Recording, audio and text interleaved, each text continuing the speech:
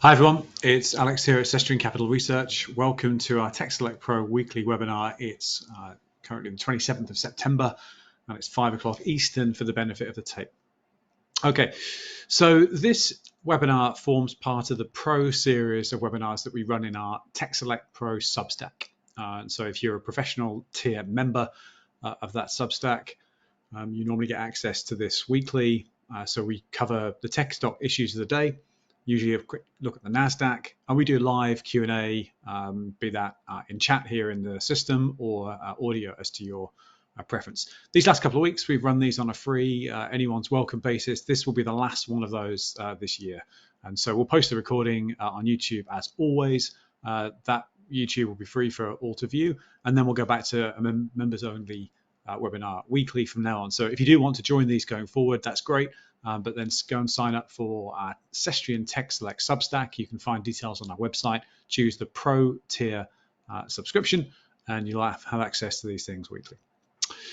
Okay, let's kick off here. So there's a few things to talk about today. I want to run through where the Nasdaq stands. It's obviously suffered a little bit in recent weeks since the July high. And I want to refresh how we look at Sestrian at single stock investing, and very specifically the system that we use of so-called Wyckoff rotation, and why we think that's superior to simple buy and hold, or indeed superior to knee-jerk trade in, trade out. Give you some worked examples of that in addition to the theory that we use, and then I want to go on to look at a few accumulate-rated tech names. So those are tech stocks that we think have sold off enough in recent weeks to be back in our accumulation range, where we think that they can be safely bought up and a position built and then held over the coming weeks and months, hopefully to achieve some good upside. And usually when we rate things that accumulate, it's because there's a sensible place to put stop losses not too far away. And so the idea is that your risk reward from entry at that place is pretty good. So you can place approximate stop loss,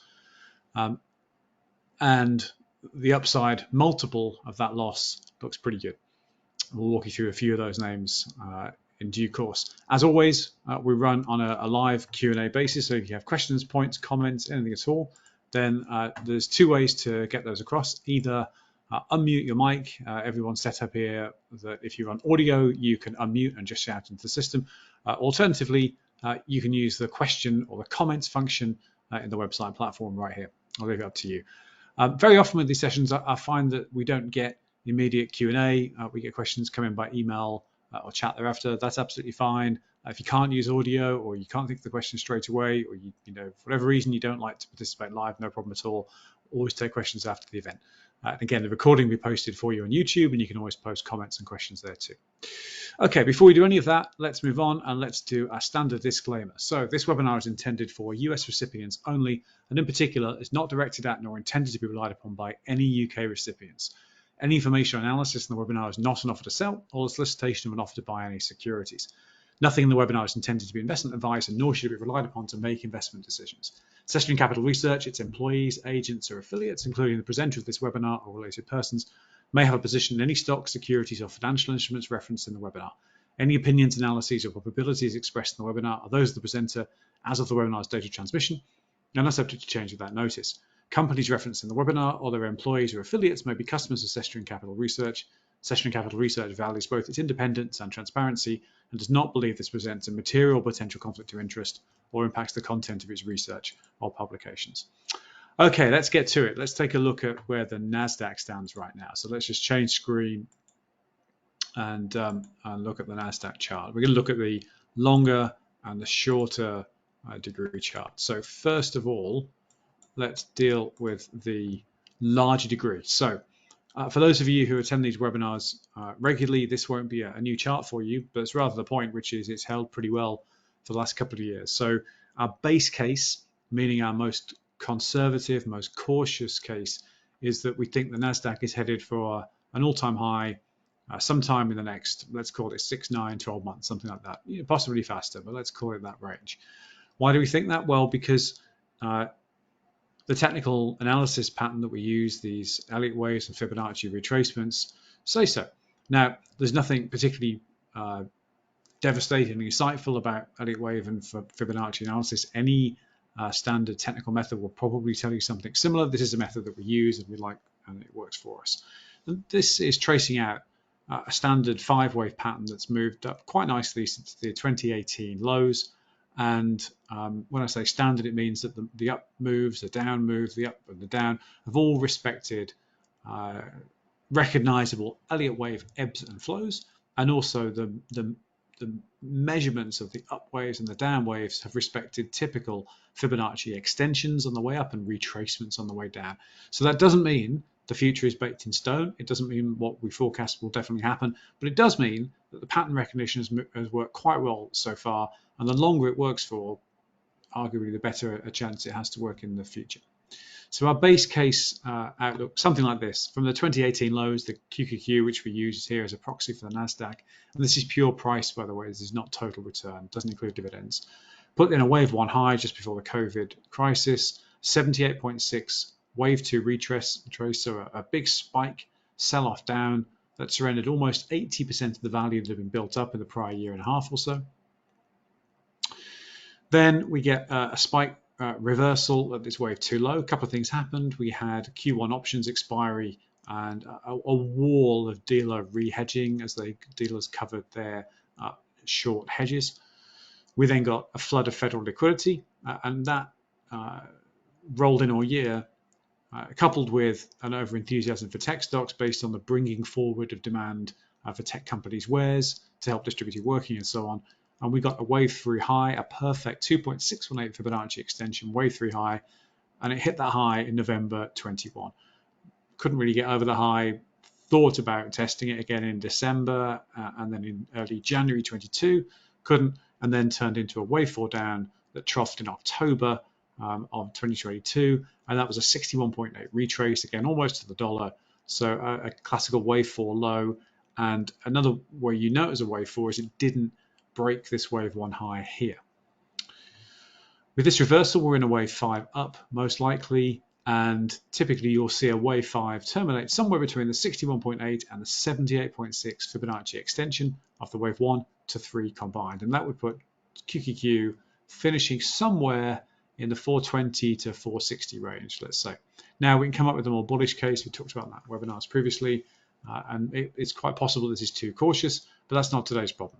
Today's problem is, can the QQQ make it up to these mid 400s? We think it can, and so in our work we're positioned with the expectation that that can happen. In personal account trading here, we use hedging extensively, particularly in the indices. You can read all about that on our website, cestrincapitalresearch.com. Look on the index trading tab, equity indices tab. And so if the Nasdaq does turn down, that's okay. We can make money on the way down while we're waiting for it to turn up. We're relaxed about that. But for our single stock investing research, we're assuming that we're going to see a supportive Nasdaq over the course of the next year. We think that because macro fundamentals are lining up well, GDP growth is good in the US, inflation's coming down, rates are highly unlikely to go up and probably will come down. Tech demand looks good. Corporate earnings in the tech sector looks good. Even huge companies like Microsoft are seeing accelerating revenue growth and earnings improvement. So it looks bullish to us. Now, clearly, the last few weeks since this July high you see here have been all about trying to scare the civilians into selling stocks. Why? Well, that's what big money does, right? So there's been a big run up since the October lows.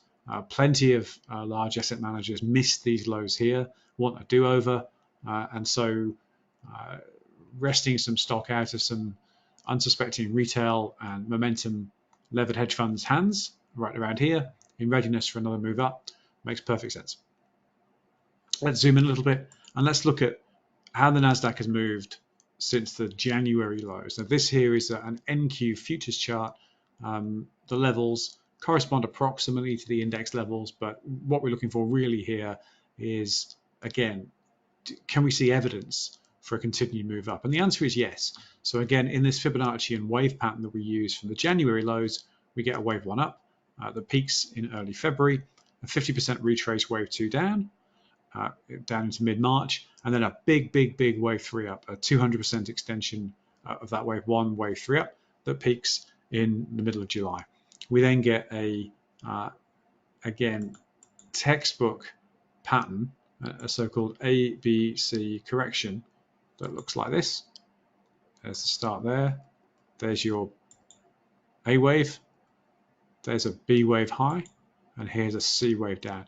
Now, it's possible that there's more correction to go.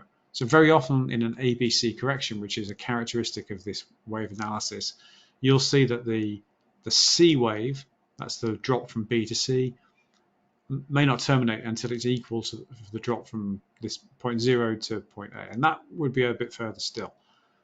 So it may be that the index is bottomed. You know, you look at today's candle here to zoom in so you can see this properly, and you can see, you know, a slight move up on the day, lots of intraday range here, and concluding a slight move up. You would say, I think, that was a balance point where you might see a reversal upwards, but you might have said the same last Friday, and in fact you might have said the same on Monday the 18th. So it hasn't reversed until it's reversed, and so don't be surprised to see some more weakness in the Nasdaq yet before it turns up. It may be that it's bottomed, but you know, it's bottomed when it's bottomed.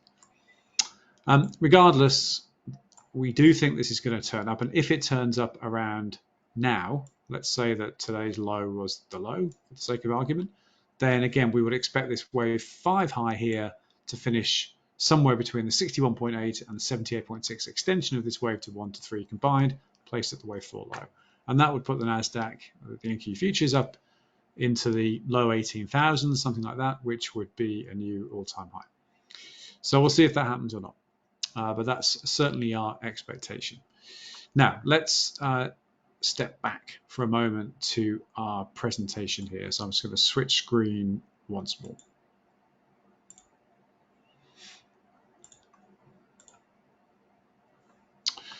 Okay. So that's our Nasdaq outlook, which is basically bullish. If you read the Seeking Alpha site at all, we published a note on Seeking Alpha today. I'll put a link to that in the YouTube recording, where we basically argue something similar, and you can see some more workings out there with just a bit more commentary.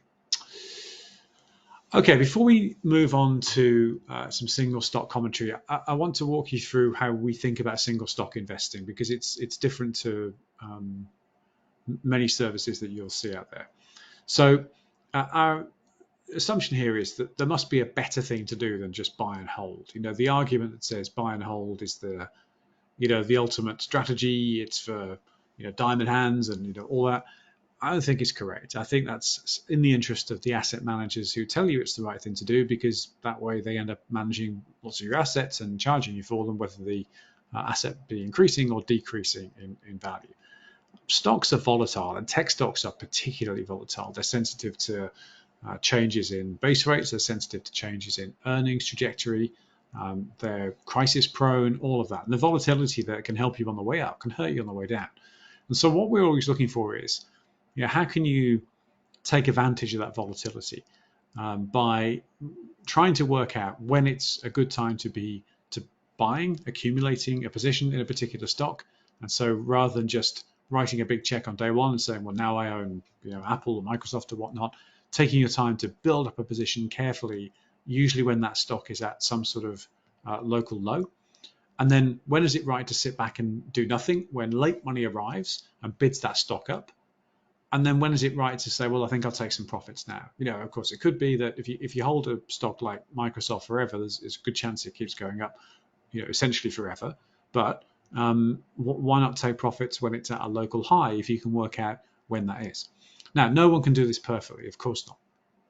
But there are systems you can use to measure the ebbs and flows of the stocks and work out when it's likely that the stock is under accumulation. In other words, large account players are slowly buying the stock, and where you can try to work out where the stock is under distribution. In other words, large account players are slowly selling the stock. And if you can follow what large account players are doing, a little bit behind, you don't ever want to be in front of them, you'll be trampled, then you can rotate your capital through stocks. You can be buying into them as those stocks are under accumulation. You can do nothing as they are pushed all over the media as, you know, the greatest stock that ever lived, and, you know, late money arrives, momentum hedge funds arrive, and then new investors arrive and mark the top. And at that point, when big money's probably selling, well, you can take some profits too. Now, the model we use for this is we use something called Wyckoff rotation, and this is a theory generated a long time ago by a chap called, as you might think, Wyckoff. It's an idealized method. Reality doesn't look exactly like this, although it looks a fair bit like this more often than you would think. And the thesis of Wyckoff rotation is very simple. The idea is that stocks move sideways, up and down, but sideways overall within a range at local lows. They then move up rather quickly through something called a markup zone. Markup because if you're cute and you've bought down here, you can do nothing while late money arrives, bids up the stock, and you can be marking up that stock in your account whilst doing nothing at all. Distribution, where smart money here, again, look at the sideways action, but this time at the highs. This is slowly selling. Again, the price will move up, the price will move down, but the trend is just sideways. So this is slow dripping out into the market, and then mark down. At this point, big money is finished selling, there's no more buyers, and the stock drops. And so the method we use is we try and take advantage of this motif in these volatile tech stocks, as well, frankly, as in the indices. And so the idea is, well, if you could be buying a high volatility stock, let's say Datadog, when it's under accumulation, if you could sit back and wait for all of a sudden it'll be all over CNBC and Twitter and everybody's Substack about it's the greatest stock ever. At that point, the stock will be going up in markup, probably low volume, but going up. And then when the hype hits, maximum level, and everyone's talking about it as it's an acquisition candidate, it's going to be sold, it's transformative to all its customers, it's all of that, probably the things under distribution at that point. And so you might be able to take profits there and then sit back while markdown happens. If you're an aggressive investor, you could certainly short this on the way down. If you're wary of shorting tech stocks, as I am, because that can hurt you, then you can just do nothing on the way down. Now, again, that's an idealized cycle. Life doesn't look exactly like that, but it does look a bit like that sometimes. I'll show you an example in a moment. We overlay on that Wyckoff cycle a measurement system, and these Elliott waves and Fibonacci's we can use to measure things. Now, again, not perfectly. It's not a perfectly predictive system. Nothing is. But by and large, in a move up through, for instance, that markup zone, you might see a 1, 2, 3, 4, 5 wave up, and you might see typical extensions, that's the move up, and retracements on the way down. So we use this to try and get a fix on, well, whereabouts is this stock in its move up or down or sideways? Let's give you a couple of examples of this. So these are actual examples of things that we did in our pay services. So this is Palo Alto Networks. So I'm going to put this chart on the big screen for the moment.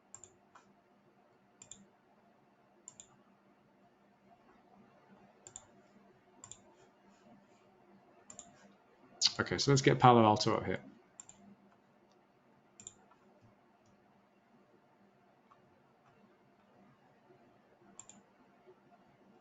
Okay, so this is a chart that we've been running for some time, and then some years, and I haven't changed the chart.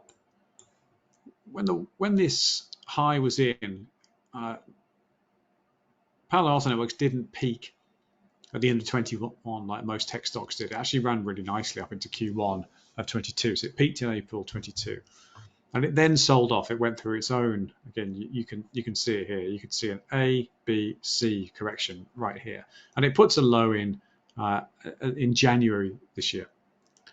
Now, we'd marked the stock as at Accumulate as between, let me see, 140 and $170 a share.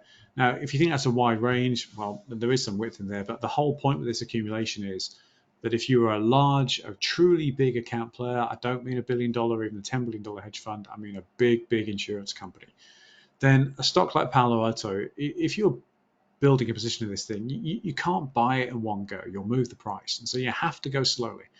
And so it's a volatile stock, and you're going to buy slowly. That means a wide accumulation zone, because you have to be able to pick up stock on sell-offs. If it moves up a bit, keep buying, down a bit, keep buying. So we do tend to define these accumulation zones as pretty broad, but again, the stocks are volatile. So Nvidia, for instance, we had to accumulate between $100 and $150 a share. Now with the stock having hit 400 and beyond, if you bought 100, obviously better than 150, but 150 is still pretty good. So Palo Alto, we had accumulators between 140, let's call it, 170, let's call it, and we said that it would likely move up through this markup zone. And we said, well, look, we're in a wave 5 up now from this larger degree cycle that started back in 2017. How do we know that? Well, again, the Elliott wave and Fibonacci system that we walked you through worked pretty well there.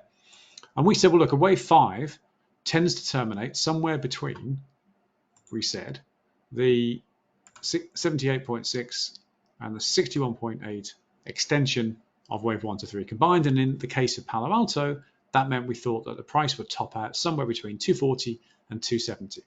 And we set a price target of 250. And again, this is all, you can go and read this on the public internet. Price peaked at 260. And so we called, again, in public, we said, take profits here. You saw the stock sold pretty hard. It bounced back up again. It's come back down again. We think probably this is in temporary markdown now. It might be that it finds a low and moves up again. But basically, in the course of, from September 2022 to July 23, so about 9 months, there was a rise in the stock of at the maximum between 140 and 260 dollars a share, and at the minimum between 170 and 244 a share. So the percentage gain in only 9 months there was really very good, and we called that basically by using this combination of rotation logic, Wyckoff rotation logic, with those Fibonacci's and the Elliott waves overlaid. And the fundamentals are the fundamentals. We cover fundamentals in great depth, you'll know if you read our work. But that isn't what drives these short-term movements in stocks. It probably does drive stocks over the course of years and decades. Palo Alto fundamentals are really excellent. But the fundamentals were no worse in August this year compared to July, yet the stock had dropped a lot. So you have to be able to explain that in a different way. And we think that this rotation of capital through these stocks is the best way to explain that. And I'll give you another example, again, a real world one. Iridium, it's a satellite communications business. I won't bore you with the prior history, but we'd said, again, we thought we were in a wave up from January the 30th, 22. Note it bottomed actually early in 22, unlike most stocks that were peaking around then. And we said we thought we were in a wave 5 up. And we said we thought that this price would terminate somewhere between the 61.8 and 78.6 extension of the prior wave 1 to 3 combined. And that meant a peak between 60 and $68. Well, actually, it hit the peak to the dollar, $68 top on Iridium. And that's now in the markdown zone, which is to say free fall. Now, these zones here are really tricky. Is that right now? Is that a low, a buyable low for Iridium? Well, it might be, because fundamentals are really good and improving, and the earnings multiples are not challenging at all. The stock is now doing buybacks and all the things that grown out companies do.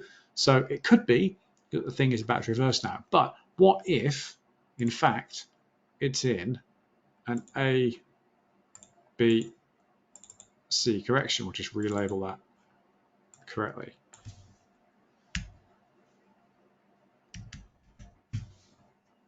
So, because it might be.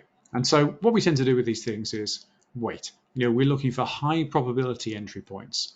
And so this looks ripe for a B wave up, if you ask my opinion. And so, if I were to be buying Iridium today, I would probably be thinking about selling it on any meaningful move up, and then doing nothing, waiting for that C wave leg down, and then buying it at the final leg down, if indeed that happens. So these markdown zones we think are pretty tricky, and we tend to avoid trying to do anything with the stocks there. We don't, for instance, try and short into a markdown zone, because tech stocks in particular tend to just run up over time. Shorting them can hurt you badly. Seems like a lot of risk for limited reward. Why would you do that? Shorting of indices, different story. We do that all the time. Again, look on our website, look at the equity index tab about how we do that. But single stock tech names, shorting, pretty hard work. Okay, so that's the method we use. There's a couple of worked examples. I'd like to move on now to look at some of the stocks that we have rated at Accumulate right now. So again, let's just switch back to our presentation for a moment.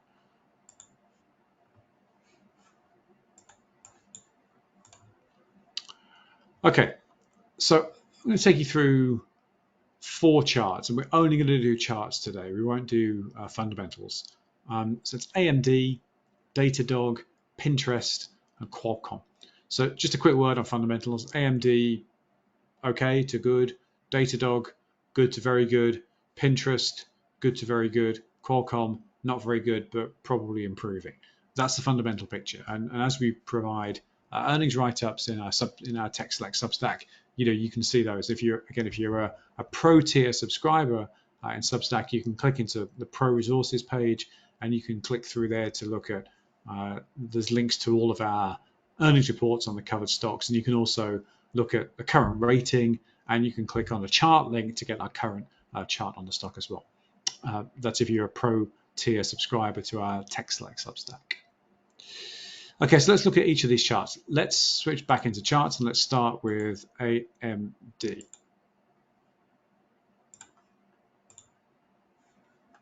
Now, truth be told, AMD is right on the cusp of our accumulation and markup zone. So technically, we have this at markup, but it's pretty close to the accumulation zone. And so if you don't mind a slightly higher entry price, we still think this can make money from here. So this is the path that we're tracking for AMD. And this is, we think that there is a very large degree wave 1 that started around the end of 2018 and peaked around November 2021. Why we think that's a wave 1 is because there was a huge drop into 22 and almost 78.6 retrace of that move up into 2022. Well, that's what a wave 2 looks like. And so if that's a wave 2, that kind of has to be a wave 1. Now, volatility works in both ways. It can hurt you on the way down, but it can really help you on the way up, because if that's a wave 1 and if that's a wave 2, and if you look at semiconductor right now, semiconductor's in pretty good shape. Everyone knows the story of AI. I don't need to rehearse that here. But if you look at Micron that reported today, Micron is reporting 2 things. Micron is one of the 3 globally critical DRAM suppliers. And where AI goes, a lot of DRAM gets eaten. Where compute goes, a lot of DRAM gets eaten. And DRAM is it's an oligopoly supply market. There's only 3 suppliers of any size, of which Micron is the only US headquartered and US manufacturing supplier. So as semiconductor gets increasingly reshored and increasingly nationalized, Micron's likely to become a more and more important stock. I don't hold a position in Micron, by the way, but it's just observations. Micron reported today, they beat on revenue by a lot, they beat on EPS by a little bit, and they've said that pricing is starting to improve. What that means is they are gaining pricing power versus their customers, and their customers are people who either build systems and sell them to data center operators, or they're people who operate data centers and build their own systems. So generally speaking, if pricing is tightening in DRAM, that's usually pretty good for other silicon components, CPUs, GPUs of the kind that AMD sells, and other things. So it's not coincidental that we have both AMD and Qualcomm, which is, as you know, a communication chip supplier, in this list of accumulation opportunities. So AMD, again, strictly speaking, we had an accumulate, and we switched into that in October of last year, and we had our accumulate zones between 55 and $92 a share. Now, again, that's a broad range, but you can see it's an exceptionally volatile stock, and so that gives you plenty of opportunity to build up a position of this thing in anticipation of a move into the markup zone. Well, the stock shot up into markup in, let me see, April this year. In real-time services, we announced that in staff personal accounts we were taking profits right up here back in Q2. Parked some nice gains there. Personally, I've been out of AMD, planning probably to buy a new position soon. Don't have one yet, but we think this is a stock that can turn up soon. And if it does, then on a pure technical analysis, the stock should be able to run to at least all-time highs of 165. That would be a very conservative outcome. more likely 210, and there's every possibility it can get to 305, being the 1.618 extension of that wave one up. Now, again, the backdrop here is we think we have a supportive Nasdaq, a supportive macro environment, and we think semiconductor is a really good place to be. So a lot of things clearly have to go well for the stock to go from 100, let's call it today, to 300, let's call it in the future. Many things have to line up. So they will or they won't, we don't know. But on technical patterns, again, as a minimum expectation, we would expect to see 166 before too long. So that's a 60% gain from today. And we think that whilst nothing is certain, there's a good chance that can happen. So we have AMD as, again, technically we rate it at hold, but it's only just above the accumulation zone. So if you don't mind too high an entry point, you might think about buying AMD. You might also think about how to control risk in all these opportunities. Now, normally these accumulate zones, as you can see, we have a stop zone pretty close by, generally defined by being a little bit below a recent low, or in an area where there's been very little volume, and therefore there aren't many sellers previously. You don't want your stops to get tripped and then the stock to rip upwards, obviously. We're way above our stop zone here. So you might think about a stop midway through the accumulation zone so that you protect yourself against any short-term dips that then turn around and rip upwards, having just cost you money. But always think about risk management with these stocks. All tech stocks are volatile. They can hurt you on the downside as much as they can help you on the upside. So you need to think about how you manage risk, be that an actual stop order or just an alert to say this has dropped. You might want to think about selling this. Okay, next in the list we have Datadog. Now, Datadog, as I'm sure you know, is a software business. It's a so-called observability business. That means that it's bought by technical buyers within the enterprise. They install the software in the data center, and it's used essentially to watch and report on other software systems. Competes with, amongst other folks, Splunk, that was acquired last week by Cisco for a $28 billion enterprise value deal. Datadog is the hot young thing in that market segment and has great fundamentals. And the stock, again, a bit like AMD, has been incredibly volatile on the way up and down. And now we think it's poised to move up again, in our opinion. So again, from the 2019 lows, we think we get this huge wave one here from $27 a share up to 200. So, better than 6 times your money in the course of less than 2 years. Why do we think that's a wave one? Because we think this is a wave two. Why do we think that? Because it's a 78.6 retrace. It's the most perfect 78.6 retrace. The first one hits it in January and then retests it week after week after week after week, but can't break below it all the way through to April this year. There's really strong support at around $63, $64 a share for this thing. So the stock then moves up into our markup zone, peaks at 118 or so in when was that, July. Personally, as disclosed in our real-time services, I took some profits on some of my Datadog holdings on the way up here, not all of them. And the stock has then since sold off. It looks again like, maybe there's some more downside, maybe it's finished, I don't know. So, we talked about ABC corrections earlier. You could see that as an A, B, C, and that's incomplete. So you could say it's got a bit further to fall. But the whole point of these accumulation zones is that you don't write, one check on one day and hope that was the right price. You write small checks on days of weakness when the stock is selling off and no one wants to buy it. You just buy a little bit more and just accumulate to your position there. So were you to start buying now and the stock drops further, that you shouldn't mind that. If you're operating this Wyckoff cycle rotation logic correctly, in fact, and you've written small checks to begin with, you should quite welcome a further drop before I move up. So where do we think it can go? Well, again, same logic as AMD, using just purely technical analysis. We think the minimum we would expect here is to reach $200, which is the prior wave one high. Again, enterprise software spending is good. Nasdaq looks good. GDP looks good. And the acquisition of Splunk by Cisco is good news for Datadog. It means that Splunk's sales team will be, let's assume the acquisition goes through regulatory clearance and closes. What will typically happen then is the go-to-market strategy of the target, Splunk, will be all at sea. The best sales staff will be leaving to go to more lucrative positions elsewhere because, if you're a top sales exec, you can earn more in a young independent business than you can ever earn at Cisco. You would expect the best developers to leave because, well, Cisco is not a place where the most innovative software developers work, at least not anymore.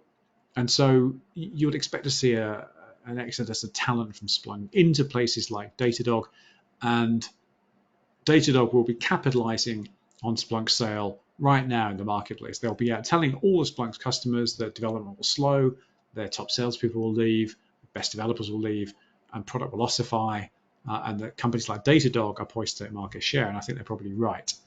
So that's a tailwind for Datadog, and it's possible that the stock could reach as high as 240, 280, and on a dare to dream basis, maybe even 340. And if you think this, projections of stock prices this high look ridiculous, well, they always do when stocks are bumping along at the lows.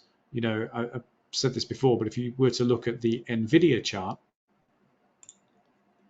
here we had NVIDIA accumulate between 100 and 150, and we said at the time, I haven't changed the chart, well, this thing can reach 620 without too much stress, and that looked insane. But now it doesn't look insane. It looks like NVIDIA has paused for thought, consolidated, all of that. Good chance it starts to move up again. This low here at 402 looks like a good solid level. Even if it falls back to 373, it just looks like consolidation. And we may yet see 620 on NVIDIA. Now, again, that looked dumb at 100 to 150. But previously NVIDIA volatility had meant the stock had moved from a split adjusted $34 to a split adjusted $350 in no time at all, and then done another one of these 78.6 dumps over the course of just a year. And so this is what volatility looks like. It's terrible on the way down if you're long, but it's fabulous on the way up if you're long. And this Wyckoff rotation overlaid with wave analysis, Fibonacci measurements, they can help you take advantage of this rotation.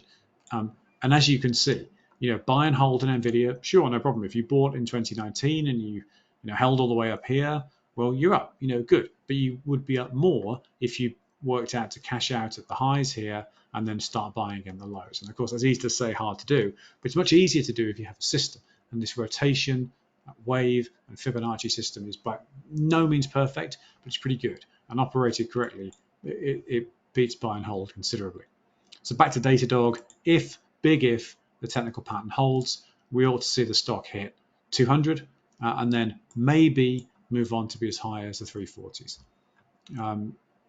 Where in that range you take profit, if at all, comes down to your own risk appetite. Whether you work somewhat as I do, which is I've made enough gains in that stock now, I want to rotate the capital out of that and into something else. Whether you do that by feel, whether you do it by chart, that's up to you. But that's the sort of potential that we think is there at Datadog. Let's look at Pinterest. Pinterest is a consumer internet business, as you know.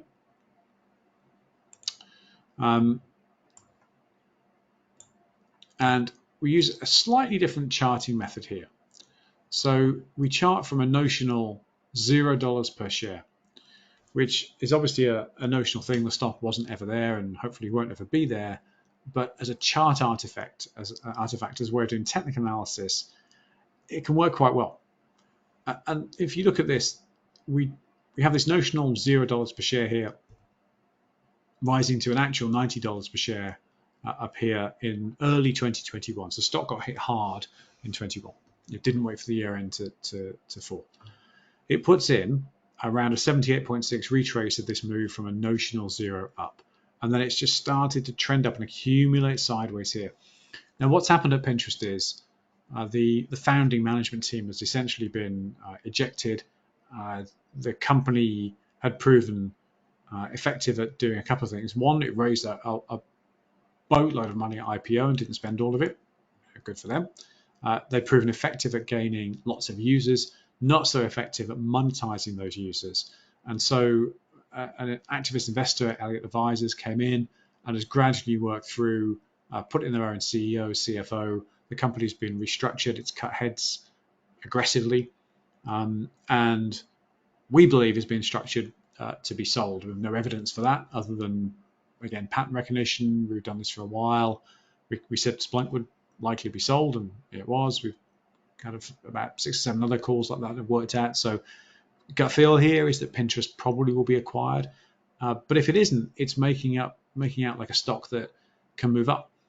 We rate the stock at Accumulate between around $20 a share and around $30 a share. Again, that's a wide range, of course, 50% range. But again, you've seen the explosive growth of some of these names. It's worth commenting on these volume profile charts that we use here. If you look at these grey bars on the right-hand side, this is volume by price. The red and greens at the low here are volume by time, in this case weekly. On the right, the grey bars is volume by price. And what they tell you is, where is it that really the buying is concentrated? It tells you that this clock here starts at the all-time high back in February 21. There's no volume on the way down here. No one's buying here. You know, you've got retail dumping out of pure fear, but the institutions are not buying here. There's no volume. The buying starts once the stock starts to get into this 78.6 range. So between, you know, particularly between about $19 a share and about $28 a share, pins has been accumulated heavily according to this chart. And so that's a piece of evidence, only a piece of evidence, not a definite, not a promise, not a guarantee. It's a piece of evidence that says the stock can move up. And if it can move up, I personally would be hesitant to call this, you know, reaching the all-time highs again. That was a unique situation, I think, for the company. But can it move up substantially from here?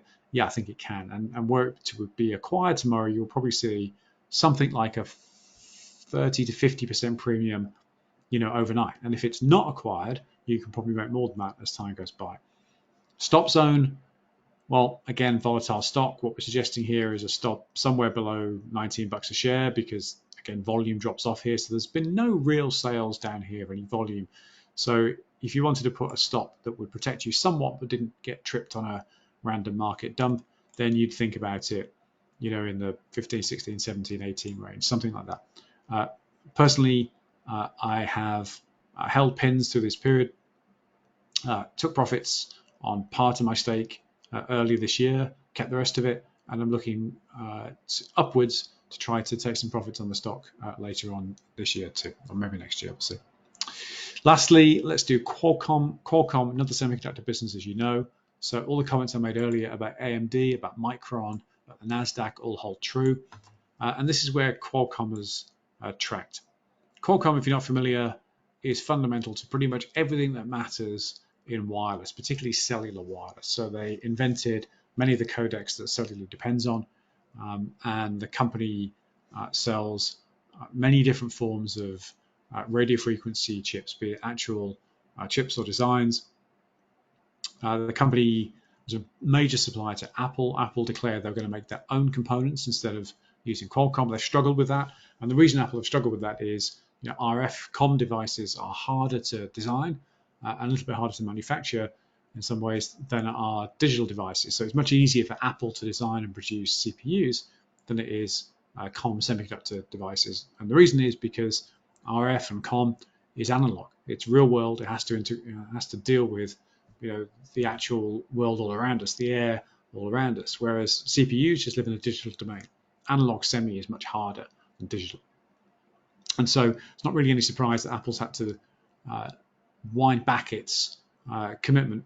And in fact, as I said to Qualcomm, they're going to re-engage for a further 3 years and deal with Qualcomm for longer than expected. That's provided a boost to the stock. Hasn't come through in the fundamentals yet, probably won't for a few quarters, but sentiment in the stock has likely turned up. Charts here, 2019 lows. We have a wave 1, 2, 3, 4, 5 wave up, forming a large degree wave 1 here that peaks right around $195 a share. Wave 2 sells down to the 61.8, retraced this large degree wave 1 up. And again, you can see the sideways accumulation. And we've called an accumulation zone here between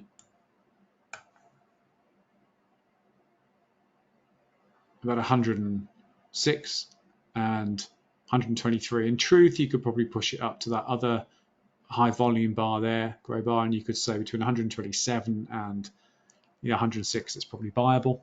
So 20-25% range.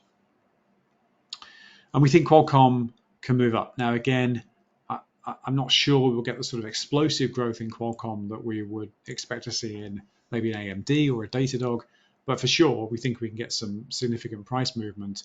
Maybe we get back to an all-time high before too long. But certainly, can we see 30-40% gains in this thing over the course of the next 12 months, then I think that's very possible. Stop zone. One of the great things about Qualcomm right now is there's a logical place to put a stop, which isn't so far away that if it was a trip, will destroy your account, but it can protect you in the event that something bad happens to the stock or the market. So, I would be thinking about a stop somewhere below those recent lows. So somewhere below 100, probably not too far below 100. And so let's say you have, I don't know, $10, $12 down, and you're looking at 4 or 5 times that up, 4 to 5 times, 4 or 5 to 1 risk reward. Pretty good in a big liquid stock like this. You've seen from these movements up here that it's a very volatile stock on the way up and on the way down. So again, if you can make the volatility work for you, that seems a much better thing to do for us, than buy and hold. Okay, so that's 4 names that we wanted to run through. I'm just going to flip back to the presentation here.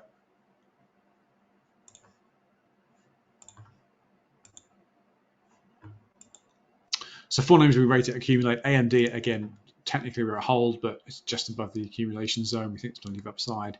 Datadog, Pinterest, and Qualcomm. Now, if you'd like to know more, you can go to our website, sessioncapitalresearch.com, and on that you can sign up for 3 services for free. Inner Circle, our premium service, Tech Select, which is tech-focused Substack, and Market Insight, which is our equity index-focused and ETF-focused Substack. They all have paid tiers and free tiers. So take a look if you've not done so. Sign up for the free to begin with, plenty of free material on all of those things, and then you can always move up to paid as well. Again, if you've enjoyed this webinar, this is a webinar that is usually, and going forward for the rest of the year, will be for pro tier members of our Tech Select Substack. So do join that if you want to join these webinars weekly going forward. Okay, now with that, if we have any questions, now's a great time. So you can either shout into the system or post them in chat or questions here. And failing that, and we don't have any right now, you can post questions in the comments field to the YouTube recording later on. Okay, so with that, we'll finish up for the session. Thanks to everyone for joining and everyone who's a subscriber of ours. All our services continue to grow like weeds, which is just fantastic. The market's never easy and it's tough right now. So we're appreciative of all of the time and the money that you spend with us. We hope you enjoy the work and find it useful. Always open to feedback as to what we can do differently or better, so get in touch anytime for that. Once again, take a look at our website, sessioncapitalresearch.com, and we'll speak to you all soon. Thanks, folks.